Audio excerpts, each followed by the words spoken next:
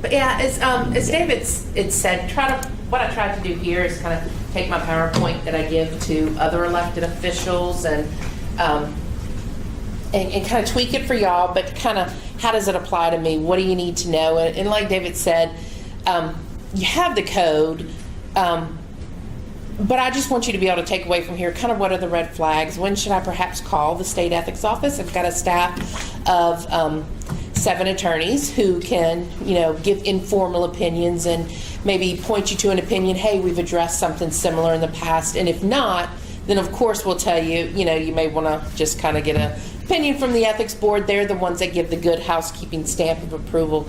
So when I go through this, I'll try and apply it to you as elected officials and perhaps your staff and the city government as a whole as well. But if you have any questions, certainly feel free to ask. This is y'all's time. Y'all get me here so y'all can do that, and how it applies to you, and hopefully those red flags, just, hey, this is when I need to stop and see, do I need to look at the provisions of the code or call the ethics office for something? So I'll start with what we're going to go through is what do I need to know and how does it affect me, because I think that's the things that you really need to take away when we get through here. And as David stated, it's a conflict of interest code rather than ethics, because a lot of time people think morality, right and wrong. We get a plethora of complaints filed with our office, and a lot of them aren't something we have jurisdiction over because they think it's not fair or it's not right.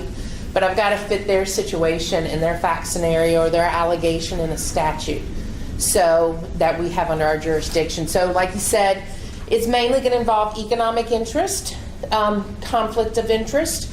It's making sure that decisions are made through the proper channels. You're not using your public office for private gain. That the public then therefore has confidence in the decisions that you're making. And like I said, it's making sure that that there's no private gain there. And so if you're somehow involved or it's going to affect you or a family member, that's kind of your red flags. Let me see before we have to vote on this matter, or we're going to submit this bid for application. But the first question is, how does it affect me? I started out with the forms because a lot of my presentations, what do I have to file with your office? So those personal financial disclosure statements, they're filed annually with our office, all elected officials. So you'll file one every year. If you didn't file one when you were a candidate, you may have gotten a notice, but candidates also file them with our office. So all elected officials, you'll definitely have to file one. Members of boards and commissions and designees have to file them.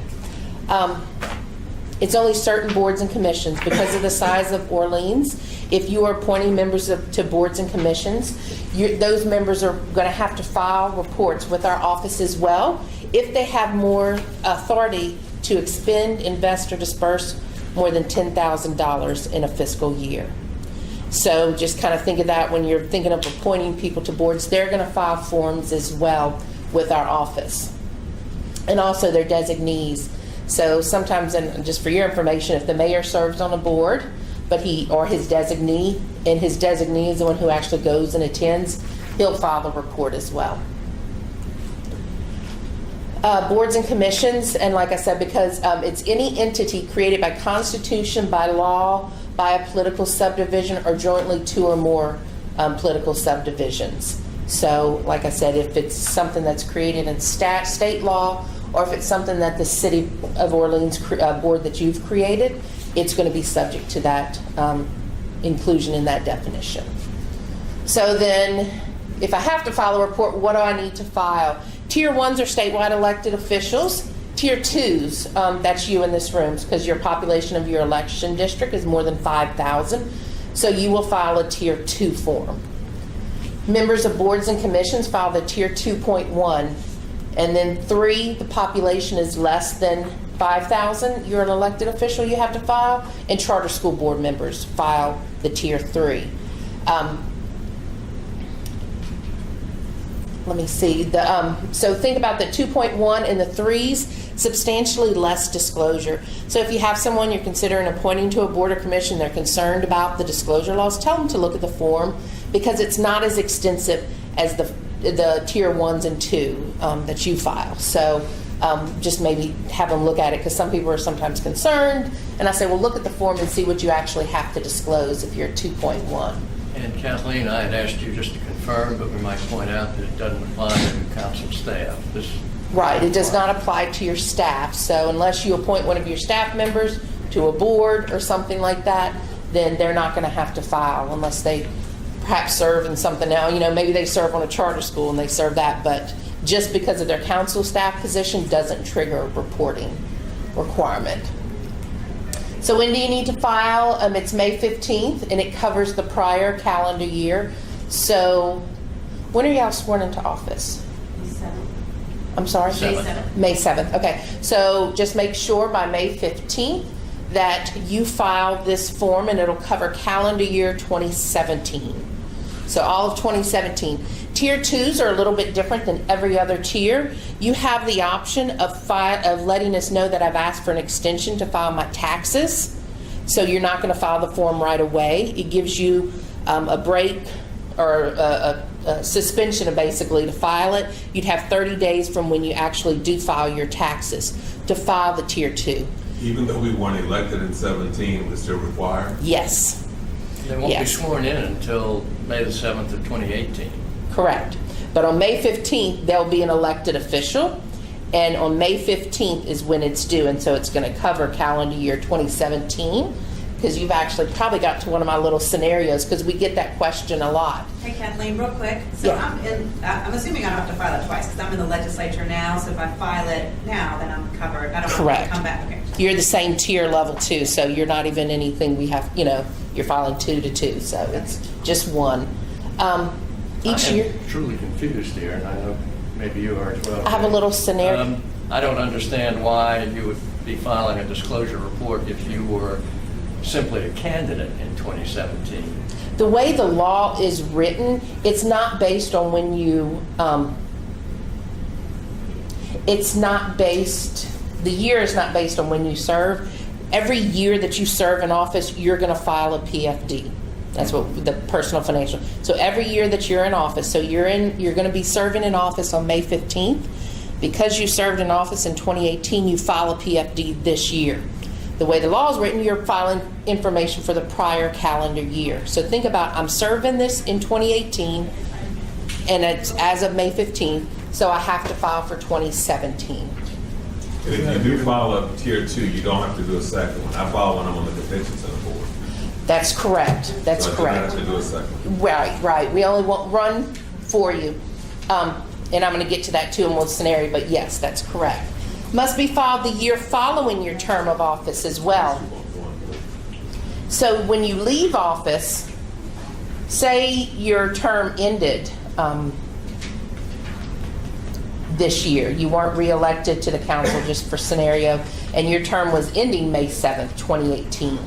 You would actually file a form the following year after your last year in office, because you're going to file a report that covers 2018. And that's That true one. with all tiers, including the charter school. Correct.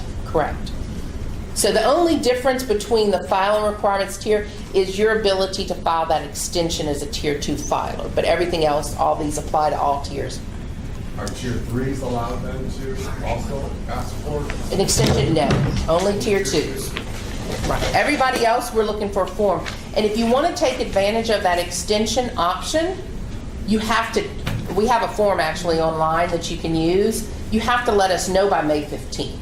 So you can't say in June 1st, hey, I'm asking for an extension, it's too late. We're going to ask you for a full form. So by May 15th, either file the full form with our office or file that extension request. And again, we have that online under disclosures.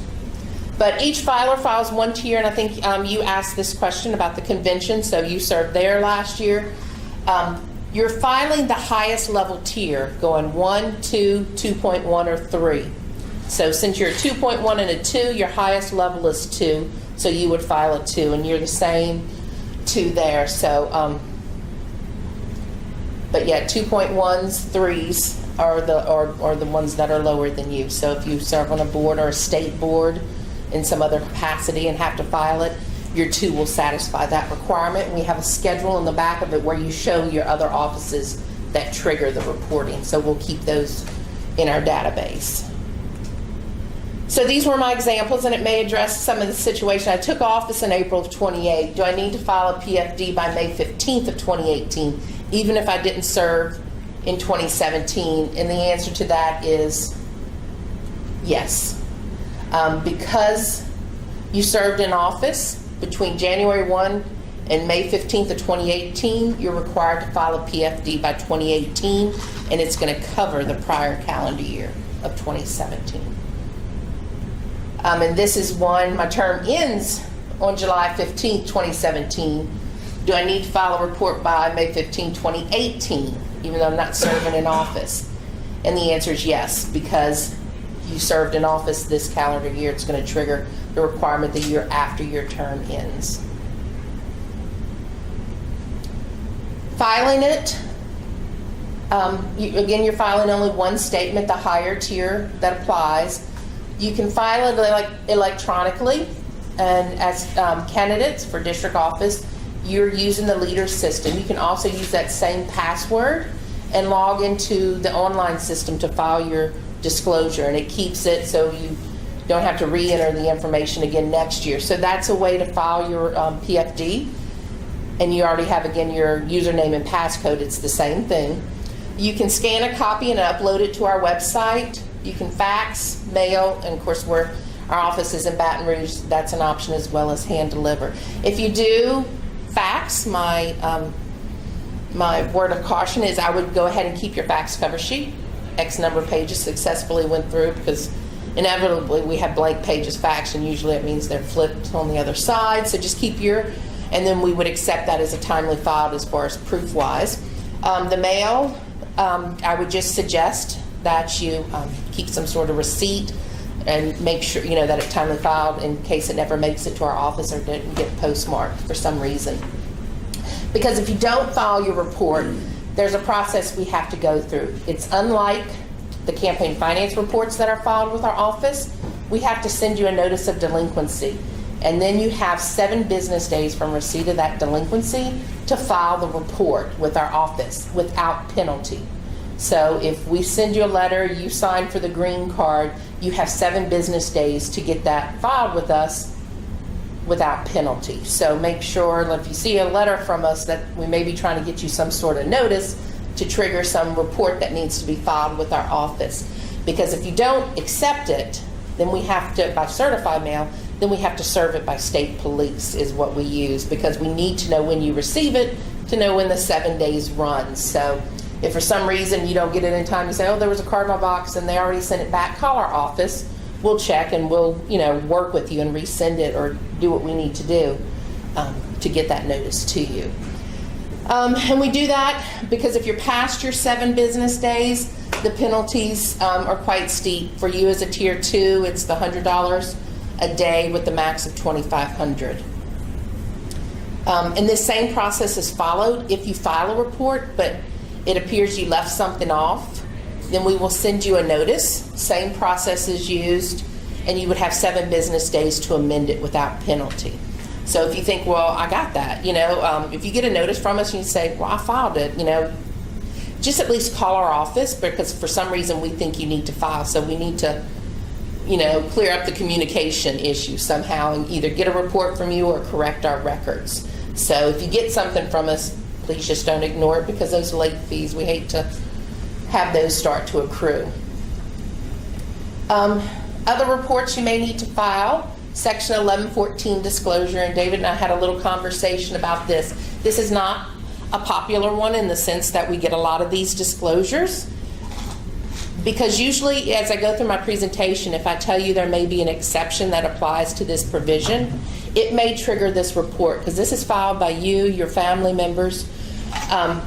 If y'all receive anything of economic value from someone that's regulated or has a contract with your agency, or if they're receiving something directly from your agency, usually those actions are prohibited by the provisions we'll go through, but if for some reason there's an exception that would allow it, this disclosure's out here. So I like to let people know about this particular provision as well. But kind of jump into the provisions, and as David said, the 1102 section is our definition section. An agency is a big word or a common word you'll see throughout the presentation. Because the way I like to think of the code, the restrictions kind of like apply to where's my sphere of influence? What do I have jurisdiction over? So the conflicts are going to be transactions or interactions with your agency. So agency is quite broadly defined here as department, office, division, unit, organizational unit of a governmental entity. But for you as members of a governing authority, the legislative body, and for the mayor as the chief executive or appointed official of a governmental entity, it's the governmental entity, which is the city to which you're elected. So your agency is the entire city government. All the boards that you create, even departments, even if it's in what we think of as the executive branch or underneath the mayor, it's going to be part of your agency because it's the entire city government is what's included there. So it's easy to find your agency, but it's just broad. But for other public servants of the city, it may not be the entire city. It may be something less. Now, their governmental entity will be the city, but their agency is going to be the organizational unit usually in which they work, or the agency. So you've got someone in the Public Works Department. Their agency may be the Public Works Department. Well, because of the size of New Orleans, y'all may have different organizational units within that, like the Roads Department. Don't know exactly how it's structured. But what we try and do is look at the smallest unit of government to which someone's assigned, and that will be their agency. Now, the question came up, they said, what about your staff?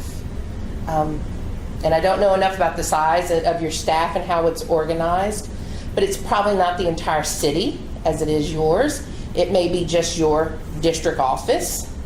If you have more than a couple people employed there. I don't know if that's normally how it works. Is it more than one or two that you have? Okay. And so it may be limited to your office would be their agency. So if there are questions that may arise or potential conflicts with your staff, that's something we can explore as well. So usually the way we're going to go through this is usually involving the restrictions involved, again, the things of economic value, the restrictions that you have. And so one of the big ones that comes up, can I take this? Someone's offering me this gift or offering me to travel or something. Can I take it? And the questions when people call an office that I ask are, who is it from? Or why are they giving it to you? So the who is it from is what we'll address first. If you get past these two questions and it's not a problem, it's not going to be an ethics code issue, so you don't have to worry about taking it. But the first one is who is it from is going to be, if you say, oh, it is coming from a prohibited source, then you can't take it. Even if they've been your best friends for life, but now that because you're on the city council, they're now a prohibited source. So you cannot solicit or accept a thing of economic value as a gift or gratuity from people that we call prohibited sources. You don't see that term in the language of the statute, but we refer to that, and we'll address it on the next screen, but it extends to their officers, director, agents, or employees of those prohibited sources. So for prohibited sources for elected officials, it's the people in the top two box. A person who has or is seeking to have a contractual business or financial relationship with the city of New Orleans. Those are going to be prohibited sources of gifts for you. The other people who are, if there's someone who's seeking for compensation to influence your actions as a council member, then they're going to be prohibited sources. So if you have someone come in to lobby for a particular ordinance or against a particular action, they're going to be a prohibited source of a gift as well. So that's for elected officials. However, for other employees, your staff, not only those two, but the bottom two, those persons who conduct operations or activities that are regulated by the city, or persons who have an economic interest that can be affected by the employee's performance of their duties or responsibilities, or non-performance actually too. So, conduct operations or activities, usually that's going to be like a permitting department in some way, substantial economic interest. We see a lot of issues like with zoning or planning commissions because they can affect, whether someone gets a particular permit or not. But so public employees have 2 more, but the main one that you'll see is the contractual business or financial, I think, is that you'll run into. So if you get past that, if you say, okay, well, they don't fit in any one of those boxes, then you ask yourself, why are they giving it to me? Are they giving it to me because I'm a council person? Would they be offering me this gift if I was not a council person? You said, no, probably not. Then I don't think it passes this particular provision of the code. Whether it's from a public or private source, if they're giving you that thing of economic value because of your position, or they're offering it to you because of the elected seat that you hold, it wouldn't pass this question here.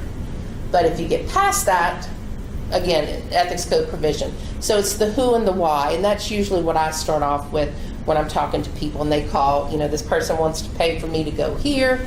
Can I take it? Who is it? Why are they giving it to you? This is a good place to ask questions. I mean, I have one. Yeah, So, go ahead. I mean, this is something that we, at times, kind of grapple over in the legislature, that gray, it can be kind of a gray area of economic value, because, as you know, even if you put a logo on something, it's one thing if it's it's some pencils or something with a logo on it, but then what if it's something more like, I don't even know, it could be like a piece of baccarat crystal with a logo on it. That now has economic value. Right. But so we kind of struggle, like, where's that line? Right. Because sometimes it's not that clear. Right, because there isn't a dollar limit. So there's not a minimum value I could say, well, this or that. Examples we use, okay, well, you can't put a logo on an iPad and say now Right. it's a Or a shop. promotional item. Yeah. Right, Yeah. right. So if it's truly something, the easy things are, do you think it's a promotional item that they're giving to other like customers? We had an advisory opinion, I think it was Jefferson Parish, and they showed us, it was like one of those little starter battery kits, you keep in your car, you can charge your car. It was like $25, but it's something they buy in mass and they give out. It has, the logo, I think it was a bank doing it. And the board looked at that and said it was okay because it wasn't, it was something they commonly give in promotions like that, like an umbrella with a logo, I had a colleague, he was a little more strict with it, but I think if you kind of fit within that, then I think it's okay. But if it's a baccarat crystal, it's That's probably a good not. way to put it, because, we had a lot of conversations around these really nice kind of mesh coolers that were given to us with the logo on it. But if you put it that way, like, is this something that they would give to their ordinary other clients? Right. The answer would be yes. Yeah. Now, if they're doing that with a Yeti, I'd probably be like, probably yeah, not. yeah. But, if it's, Right. like you're saying, those little coolers, Yeah. then I think that would be okay with that. So if I'm a lawyer and I'm doing a legitimate piece of work for a fee, where I've expended labor and been paid for it, for someone who is a prohibited source, is that a problem under the gifts? We're going to get to that. It's Oh. not a gift, but that's perhaps earned income, and we'll refer back to these prohibited sources. But yeah.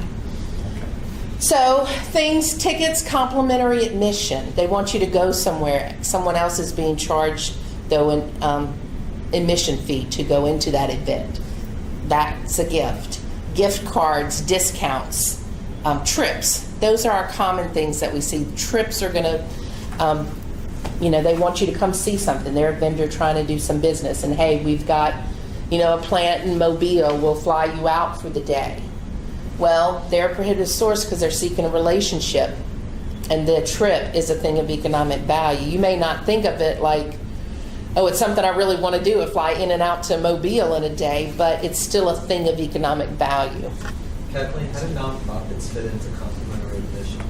So, for example, if New Orleans Museum of Art receives money from the city, and then they invite you to attend Art in Bloom or Odyssey Ball, that's prohibited? Yes, unless we meet this exception that we'll talk about, because we're going to get to, they took that into account when they were doing some exceptions, so we see if they fit in But this. before you move, just go back to the trips. If a particular entity has a new widget, and that widget can be a benefit to New Orleans, but how does the council or the elected official go to see the widget in action? You got to pay for that yourself to go see what might work in New Orleans? In a sense, yes, or the city government. The idea, and I think the concept is going back to the code, is that it's your governmental entity who's paying you to do your job. They're the one paying if it's important enough that they are going to send you on that trip. And if the governmental entity pays, it's okay. But it's when third parties pay, do you question, the decision, were they made through the proper, were they made in that independent and impartial manner when, one widget person took you out and the other widget person didn't. Right. It's So- one thing if it's an educational thing, like it's, let's say, they're gonna teach you about the widgets, but it's not necessarily a company that's trying to pitch their widget to do contract. Educational stuff you can disclose, like whether it's a conference or whatever. Yeah, and we'll have something on that one too. No, but those are good. But yes, that's kind of the concept. And you'll see these provisions of the code. Like you said, it's 72 pages, but the substantive provisions are just a few pages. And so it's these conflict of interest. It's not only impropriety, because there are bigger laws out there that, address abuse of office, malfeasance, bribery, those sort of things. The ethics code, too, is that appearance of impropriety. How does it look to a competitor, to my constituents, or someone else? So a lot of times when you look at the provisions and the restrictions from that angle, you say, oh, okay. And they may seem harsh, especially in tight budget times right now, is why can't I go? My budget can't afford me. It really has a good, useful purpose. And so you see that tension with the code, and sometimes the board will struggle when they have advisory opinions with that kind of concept. But you have these restrictions that they are trying to make that distinction between the two. And as you stated earlier about the promotional item, that is an exception to thing of economic value. So if it has the logo on it, it has a minimal value. It's not something you really can put on eBay and, make a lot of money on or something, then it's going to fit in that. Usually your cups, hats, pins, something you would get maybe from an exhibitor at a conference or a seminar would fit in that category. Food and drink, of course, that's how we not only socialize but do business, I think, in Louisiana, and that was recognized or continued to be recognized when they made some changes to the ethics code in 2008. The restriction is you have to consume it in the presence of the giver. So that's how it gets the gift cards. They cannot give you a gift card to the Brennan restaurants, but they can take you out to the restaurant and eat the meal with you, and you can talk business there. You can receive reasonable transportation and entertainment, but that has to be incidental to the food and drink. There has to be, can't take you to the Saints game and, give you a hot dog and meet this exception, that it's truly, happens to, you're taking a cab ride or an Uber Lyft or whatever to the, restaurant location, and that could be incidental to it. So what is entertainment? Entertainment, there happens to be a little band there, something that's really not a ticketed event, I would think, for, House of Blues or, something like that, where you have someone, other people are paying, $20, $30 to go in to see. So on the first one about the eating in the presence, so that means you can't take a doggy bag.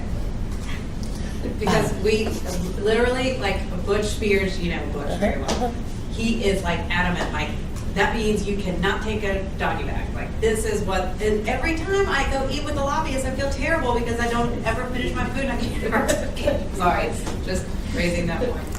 Yeah.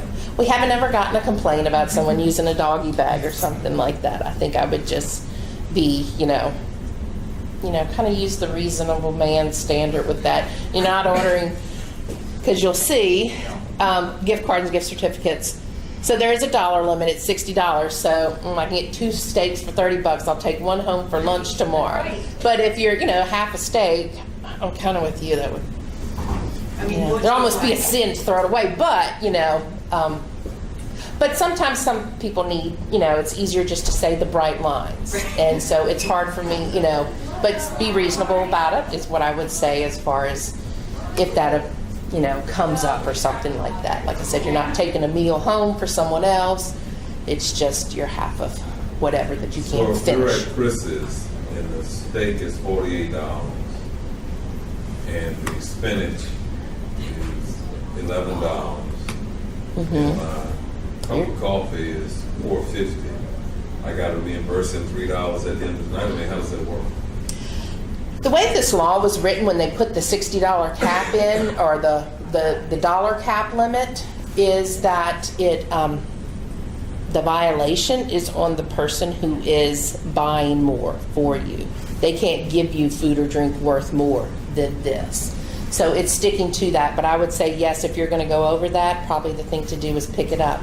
Because like I tell public servants, you're required to have this training, and I'll pick up a little sign-in sheet for you today, but the people maybe that are taking you out to dinner aren't as familiar with the law, so just kind of let them know. But I would watch that dollar limit, is the $60. It doesn't include tax or gratuity, so I tell people you look just straight down the menu, and that can help. I mean, if you're splitting the spinach with somebody, though. You know. And that $60 was established when?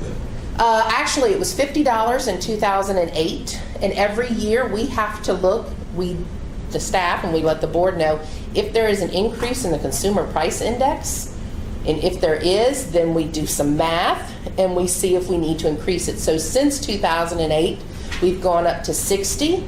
It'll never go down, it'll only go up. So if there's a year that it's less or it's stagnant, like it has been for the past 2 years, we've stayed at 60.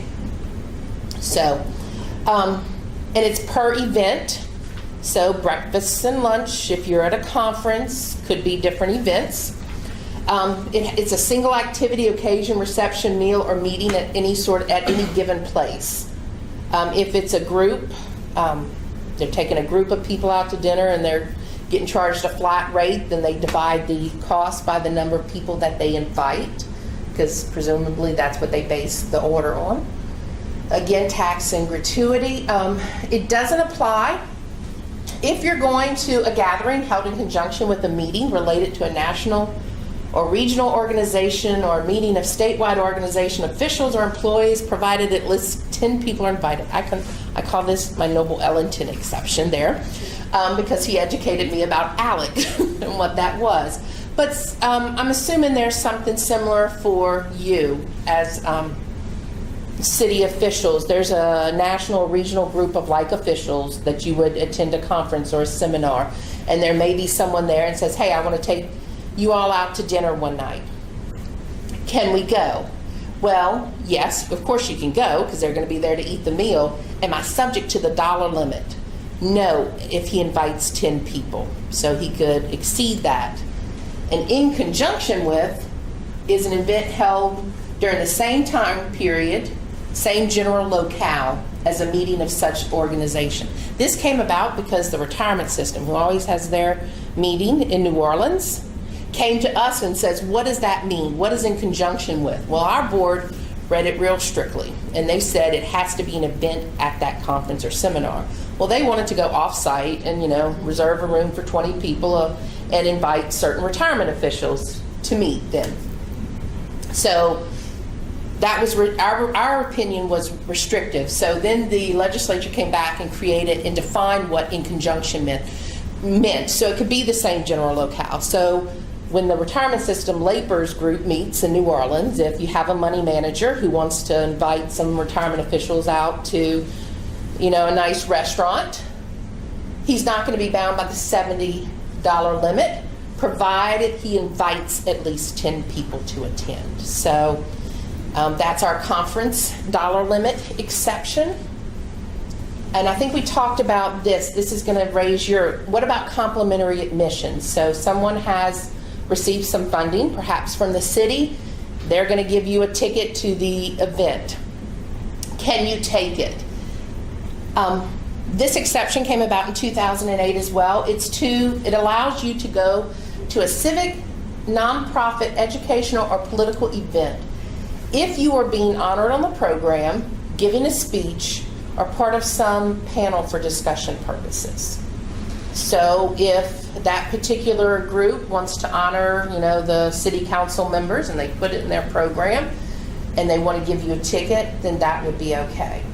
What we've had is some opinions requests to us from these groups. They're not necessarily honoring on the program, but they want to give, for the city, quote, being a sponsor for this event, we're going to give 20 tickets to the city. Then can the city disperse those as they like? They become property of the city. What we don't give opinions about is the appropriate use of public funds and how that needs to be dispersed. But if it's given to the city and the city distributes those, then our opinions have said that that's okay. But if it's coming directly from them, it has to meet this, where you're being honored on the program, giving a speech, or part of a debate, part of a panel for discussion purposes. Admission to a fundraising event. So if you want to invite a fellow council person to your fundraising event, that's okay. You can give them a ticket to attend that, and they don't have to pay what everybody else is paying. If you have someone that needs to go with you to that event, they routinely go to you with you to these events. Can they attend as well? This was question came up. Well, the governor has certain people when he attends an event that attend with him. Can they go as well? And so they created this exception in the statute to say yes, if they're under your supervision or jurisdiction and they're going to assist you with your duties and responsibilities, then they can go. So that may get perhaps a council staff person that you have assist you with those type matters. It still does not include, though, admission to a professional, semi-professional, or collegiate sporting event. So if one of these groups wanted to have the function at a Saints game, it still would not be allowed. Your admission to that would not be allowed. Now, this exception came about 2 years ago. You can receive complimentary admission to a fundraising event held by or for the benefit of an educational institution or by or for the benefit of a nonprofit organization which conducts educational programs. That may fit, depending on what that group is, this scenario. We have not had any advisory opinions on this particular section, so what I've quoted you here is the exact language of the statute as to whether or not it fits, because I don't have any real life examples or prior opinions that I can say this type group felt that. And in one way it seems quite broad, this exception here, but take a look at it and just kind of, you know, who's asking me, and are they an educational institute? Tulane, Loyola, you know, those charter, those will fit there because they're an educational institution. The little more vague for me is they conduct educational programs. Not sure exactly what that all covers, but I'm waiting for some opinion requests, so if y'all ever get those, we'll be happy to take them. Wait, can I ask about Yeah, that? yeah. So, if it's like a charter management organization has a gala, and they want to invite the whole city council to that would fall under the exception? What is the group? So it's a charter school. Charter school wants that. Probably. The fundraising event and the purpose of that event is to raise money for that charter school. Yeah. Seems to me to meet the first part of that. So, yeah, you know. And it also conducts educational programs, so I think So, it's number 2. yeah. So, travel and lodging, because again, that's the other big, you know, gift or thing of economic value that you may come across during your tenure.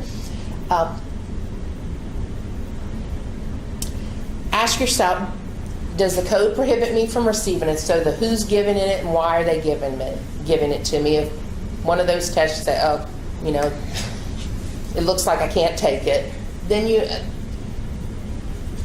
ask yourself, then you can say, okay, is this complimentary admission to an educational professional development seminar or conference, which is held in the United States or Canada? So it's not going to get you international travel. If it's international travel, then the governmental entity would have to pay for it. But the other part of it is it an educational professional development seminar or conference? And that's kind of what was brought up earlier with that. So say there's going to be a national city council meeting in Austin, Texas or something, then that would probably fit this because you're going to that. It's going to assist you in the development of your responsibilities. There's a conference on something that you as the city are interested in. It's going to help you make decisions in the future, then it may fit this definition. United States or Canada, because we've gotten several forms where people have disclosed going to Peru or, you know, other international destinations, that would automatically trigger an investigation by our office, because you're telling us by filing the form that I can't receive it, and it's international. So we're going to say, well, it doesn't fit this exception. So when are we under these provisions? The day we get inaugurated, when or the now? When does this apply? When you are sworn in. When you're sworn into office, so May 7th, they would start to apply. I got tickets to a Carnival Cruise Ball that I've never been invited to. I'm assuming they invited me because I got elected. I've never been invited before. So would that be what that means? As a city council person, you're not subject to this code yet. So you said you were on a board or commission. Are they giving it to you? So let me, I can go through those. Do Well, they I've been on the have? commission board for a while and they never invited me. So I'm assuming that it's not Right. because of that. And they don't have a contractual business or financial relationship with your board or commission. Matter of fact, the event is held at the convention center, but it's been their game forever. But they've never invited me before. I'm assuming that did you all get Orpheus invitation? Oh, yeah. Okay. Oh, yeah. So, I mean, it ain't just me. So, I would say, because are you still on the board? yes. Okay.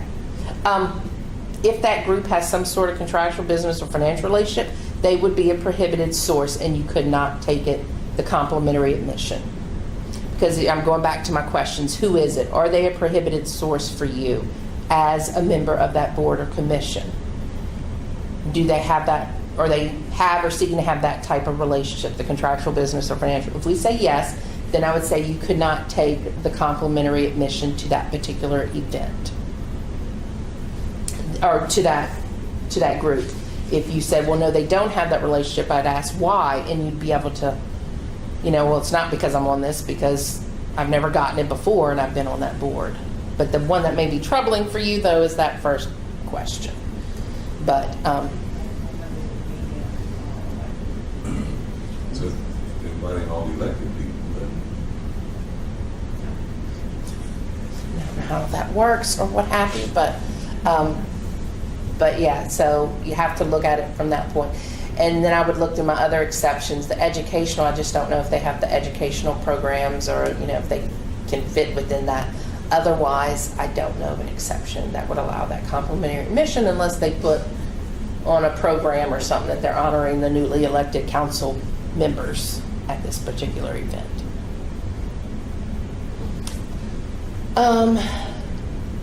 So that educational professional development seminar conference exception, it has other criteria that have to be met as well. You're invited to attend by the sponsoring civic, nonprofit, educational, or political group. So you're invited to attend by them. They're not a prohibited source to your agency by seeking to influence legislation. So if they're lobbying your agency for some reason, they're a prohibited source, but if they're not, the other ones don't, the other restrictions of prohibited sources don't apply there. Your agency head has to approve it. It's a predicament for you. As members of the city council, you are actually considered agency heads for your council. When people ask, well, who do I get to sign this? You have to have some sort of approval for the travel. And that has been a question that has not been asked dealing with the council. I would say maybe get your council chairperson to just say, hey, it's okay. There may be a change to the law, or some suggestion has been to have the agency head actually sign it. And discussion was, well, suppose it's the mayor. He is the agency head. There's no one above him. Well, he would sign his own, actually, was the discussion that came out of it. But some agency head approved your travel. And then you file an affidavit with our office within 60 days. So the thought behind this was, yes, the travel will be okay for you to receive, but you have to disclose it. So the transparency side is you file an affidavit within 60 days. The board in the past has been lenient perhaps with a first-time person who is late, but you'd have 60 days even after the trip to file it.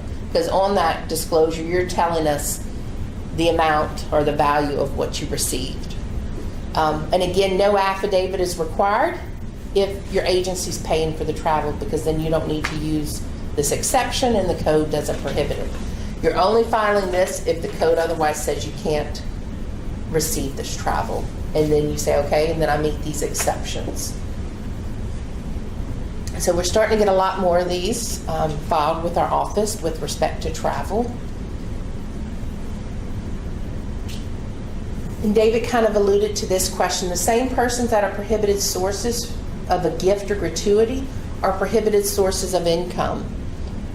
So if you are an attorney and someone who is seeking or has a contract with the city wants you to be their private attorney, well, they're a prohibited source. You can't receive a gift from them. You also cannot provide services to them or work for them. I kind of use the example of when we had a contract with a computer company. If I had, say, a janitorial company, I could not do work for them on the weekends or something because they're a prohibited source to me because they have that contract with my agency.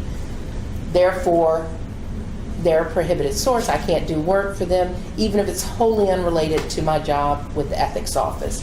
And I think the concept behind that is, as with gifts, it doesn't look like these people who are trying to do business with your agency or who are doing business are giving you something, whether it's an outright gift or whether it's income, that they can't give you anything of economic value. So prohibited sources are the no way, no how, unless I can fit you in one of those few exceptions that we talked about.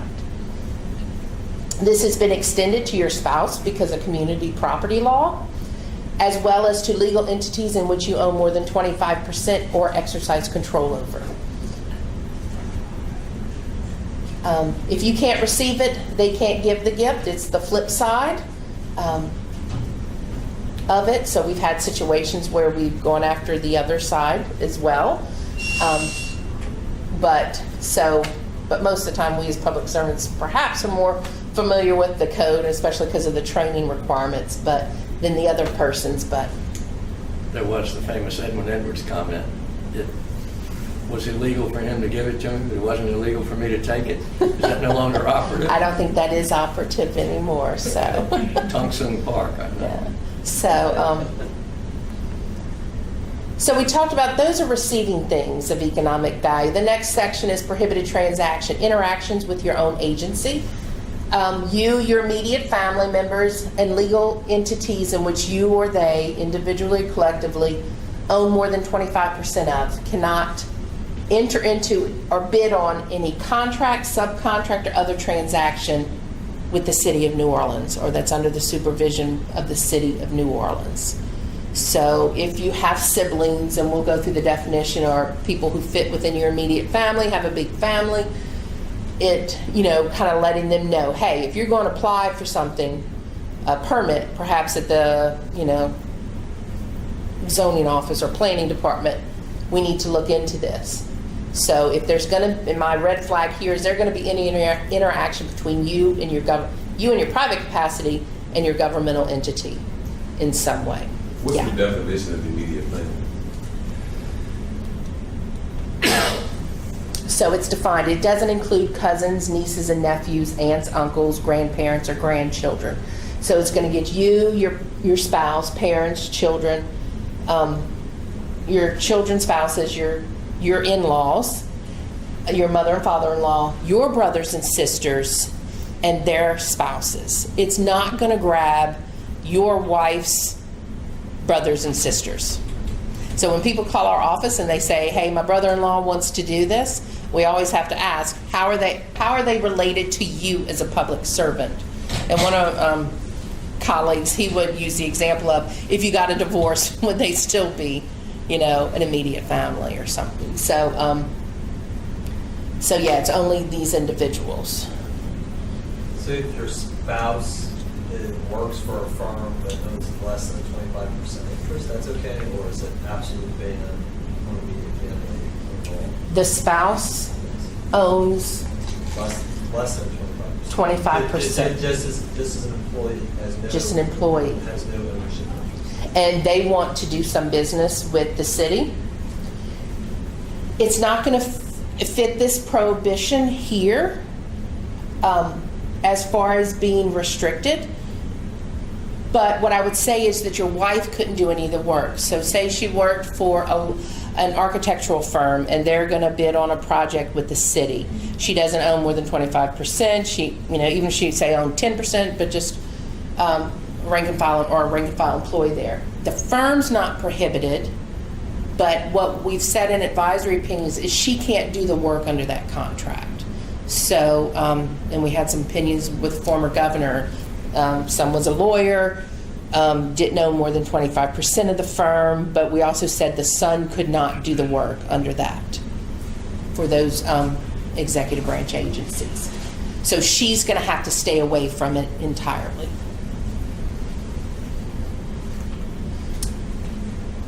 Prohibited transactions, that following screen applied to you as elected officials and to your public employees who are not appointed members of boards and commissions.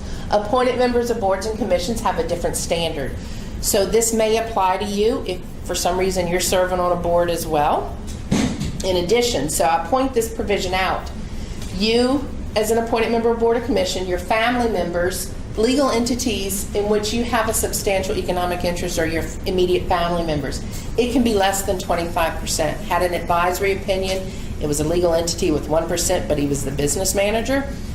So the board said it fit that part of the legal entity provision, and it could not do business with the board or commission.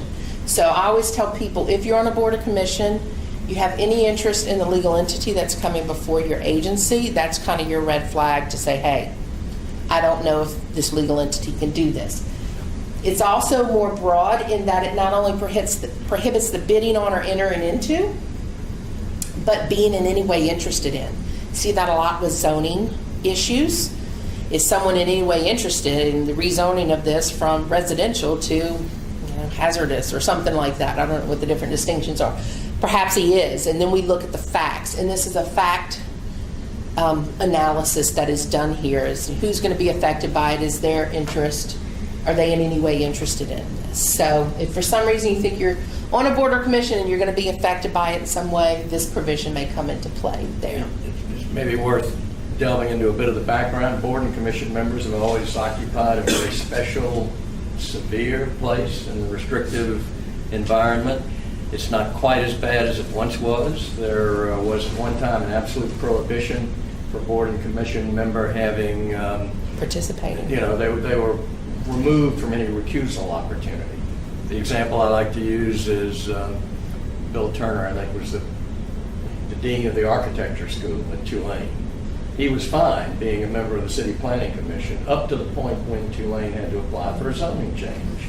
And at that point, he was irrevocably conflicted. He could either resign his position as dean, or he could get off of the Planning Commission, which is what he chose to do. That always struck me as an overly severe application of the ethics rules. One of the big defenders of it was Victor Busey, who held the view, understandable enough, that when you're an elected official, you're accountable to voters. When you're an employee, you're accountable to a supervisor. But when you're an appointed board or commission member, you're not really accountable in the same way, and that it was easy to play the log rolling deal where I'll vote for your difficult decision when you recuse yourself, if you'll do the same for me later. Ultimately, the legislature did change it to give board and commission members the recusal opportunity so that they're now on sort of the same basis as other public officials, public servants.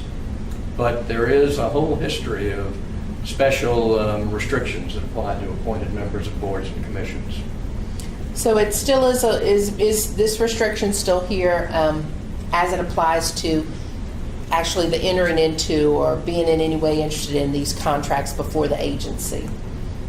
And so we did the immediate family members, and you'll see this when we get to the nepotism provision as well. So immediate family member just includes these. If they don't fit with this, my cousin wants a job, not a problem.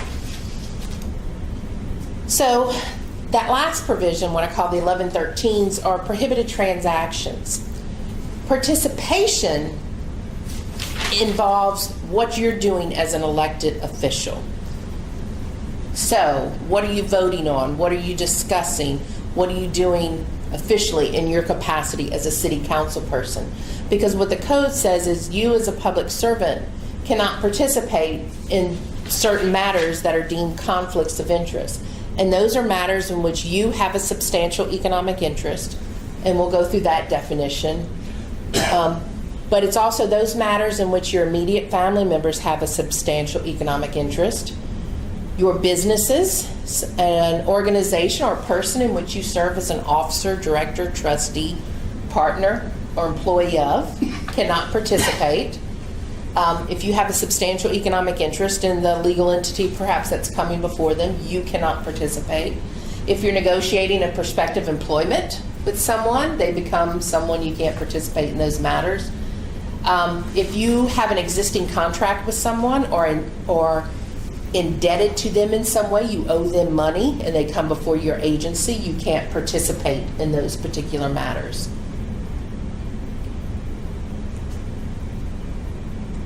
Participate, it's quite a broad definition: approval, disapproval.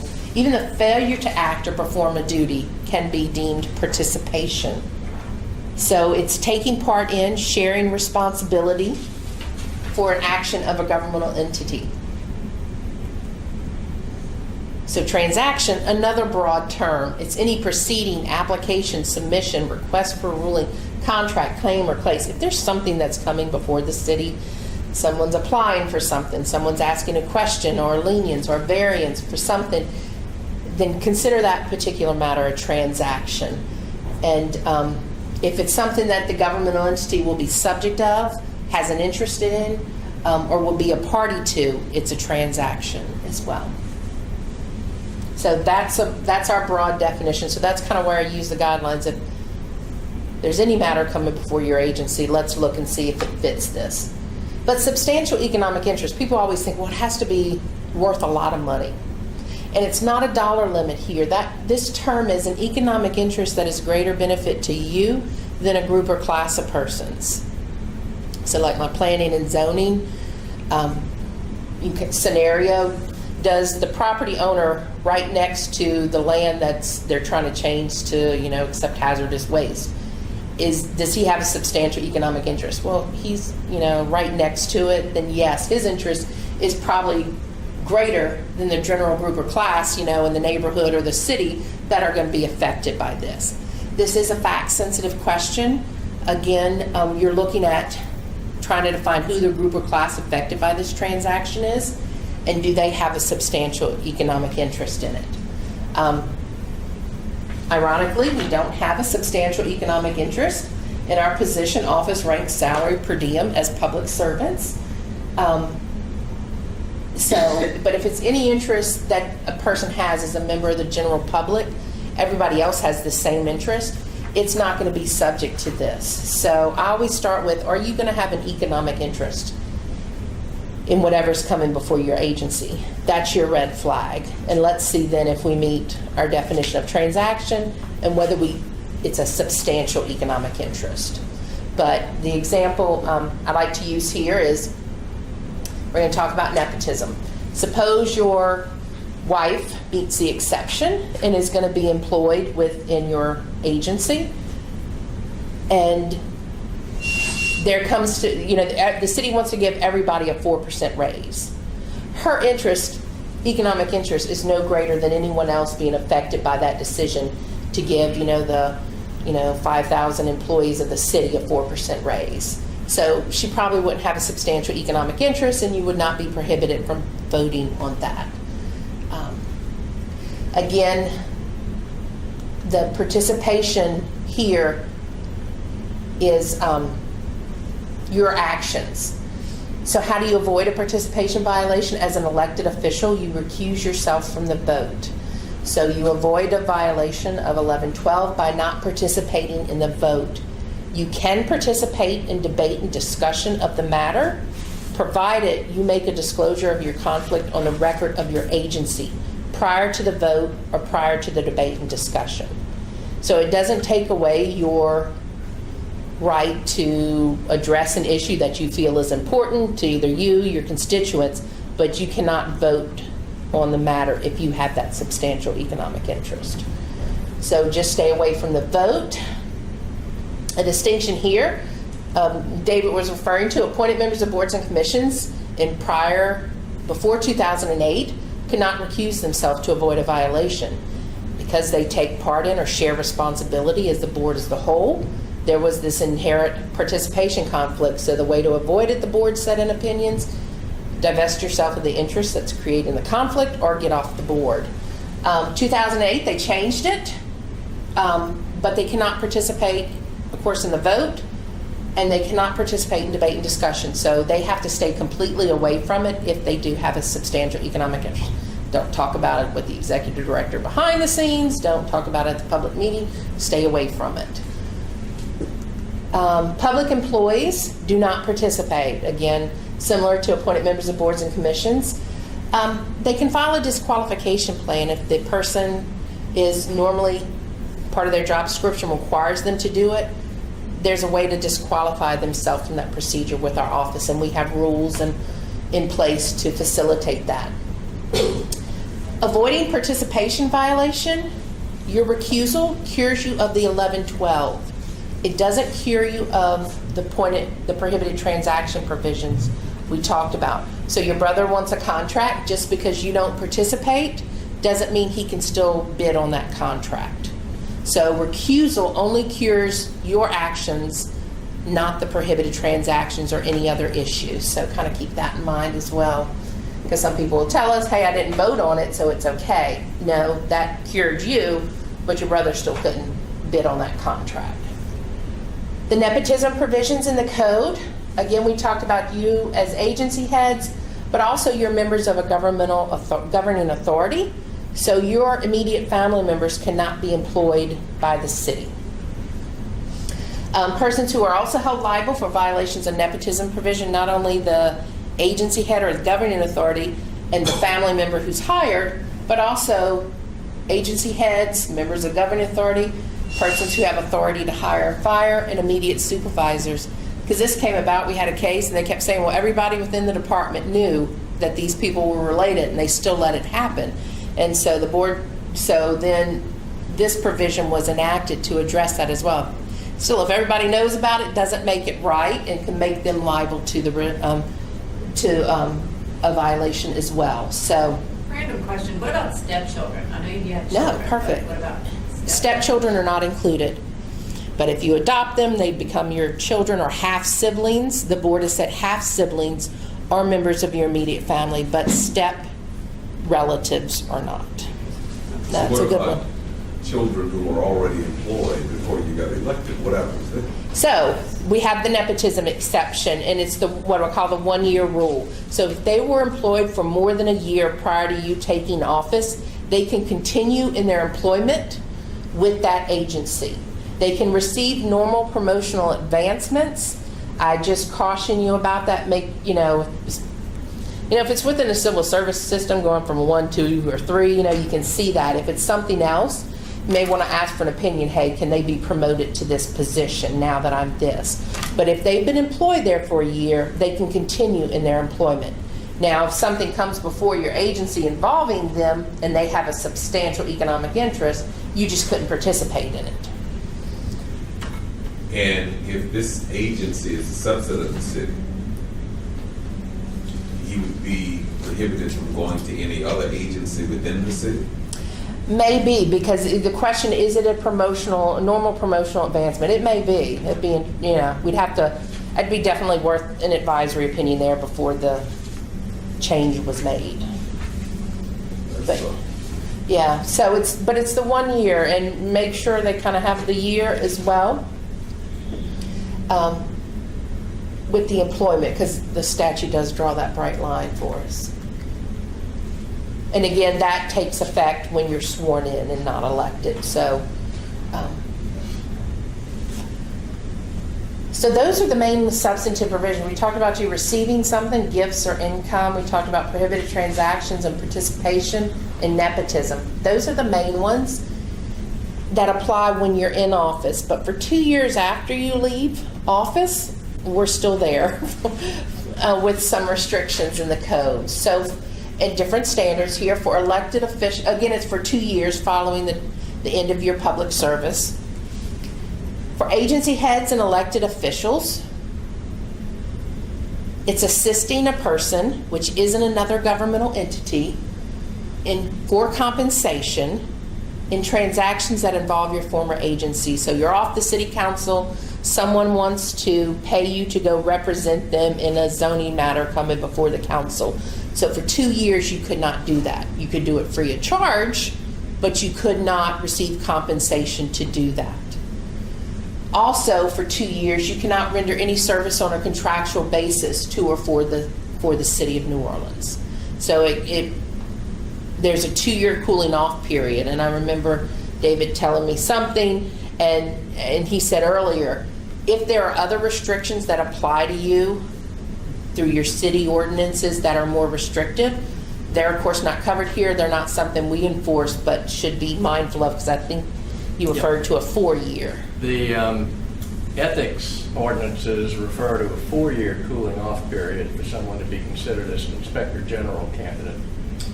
And that's always struck me as a little severe as well. It's probably politically untouchable at this point. If you tried to reduce it to a reasonable 2 years, it would be seen as weakening the independence of the office. I always thought it was part of the Bob Sarasota protection package. It was hard to find a lot of people who didn't have a 4-year sanitizing period. But that's how it's been since it was enacted, and that's what it is now. It's a big difference from, double what the state imposes. Yeah. You also have another restriction on you for 2 years, a little enhanced restriction. It applies to members of boards and commissions, and it's not appointed boards and commissions, it's all boards and commissions.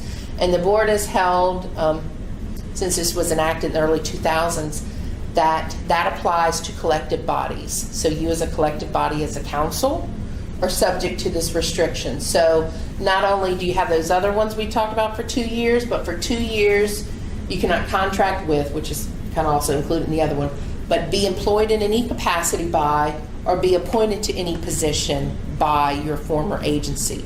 So after your term of office, they want to appoint you to the Sewerage and Water Board. They can't do that within that 2-year period. They want to hire you to come back to perform some service because you had a lot of knowledge, and there was that exception that was created for someone who served on the board there, and to come back and be employed in any capacity. But so you can't for 2 years do that absent some specific exception. So again, it's a 2-year cooling off period essentially from coming before your agency at all. Employees, your staff members, will also have a 2-year restriction. It's not quite as restrictive, but it is to you. It's only assisting persons in transactions in which they participated at any time during their public employment, or render any service when they rendered that same service as an employee. Where we've seen that, you've had a director of an agency, they want to retire, and then they hire someone new to fill that director position. Well, they want to enter into a contract with that person to train the new director. They can't for 2 years enter into a contract. We've said they can hire them back as a part-time employee. Then they say, well, that concerns me because of retirement provisions, but you can't do it on a contractual basis. So you'd have to hire them back as a part-time if they wanted them to do that. So, but that's for public employees. So there's always a 2-year. Again, you have a little more restrictions though as board and commission and elected official members. If you have a question, because I've thrown a lot at you today, hopefully some of the red flags, you know when to call our office, and you can seek informal advice. That's all we can do as the staff. We can't give you the good housekeeping stamp of approval of an advisory opinion, but you can always submit one in writing to the board, and we have monthly meetings at which those are considered. We have meetings next week where we'll consider some advisory opinions. So that's asking prospectively, I want to do this, will it be a problem? That's how we help you out. How we look into matters, because our investigative side of the function of the office is people can file complaints with our office. And so the complaints are filed with us. We also, or you as an agency head, have affirmative duties to let us know of potential violations within your agency. We treat those similar to complaints. We have a 4-year prescriptive period, so we can only go back 4 years.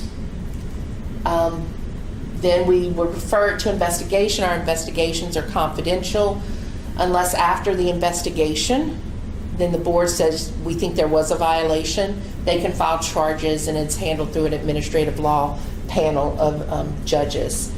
And those decisions are appealed directly to the First Circuit And I'm here to kind of let you know, and my staff's there to answer questions you may have, and the board's there to give you those advisory opinions so we can avoid these penalties and the imposition of them, because they do creep up, or they are quite extensive. 10,000 per, 1.5 times if there was an economic advantage that was gained by the violation.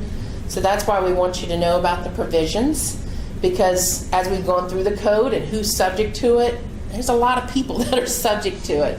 You know, I always said, as an only family, single, only married, unmarried, only child, my immediate family member box is quite small. So I'm lucky in that sense, but you're lucky in a sense if you do have more of those, but they're going to have those restrictions. So let your immediate family members know, hey, I'm elected to office, and then the legal entities and the private entities that you interact with as well, they're going to be subject to those provisions as we spoke about earlier. Yeah, I think it doesn't necessarily occur to people that other persons are covered by the Code of Ethics, not just public servants.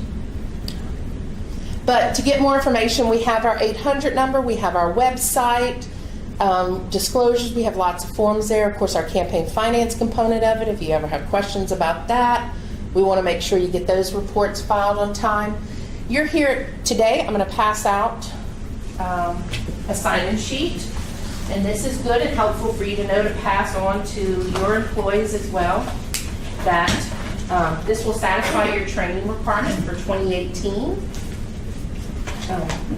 And so I'll take these back and log them in. The training requirement is every year, 1 hour of training every year for all public employees.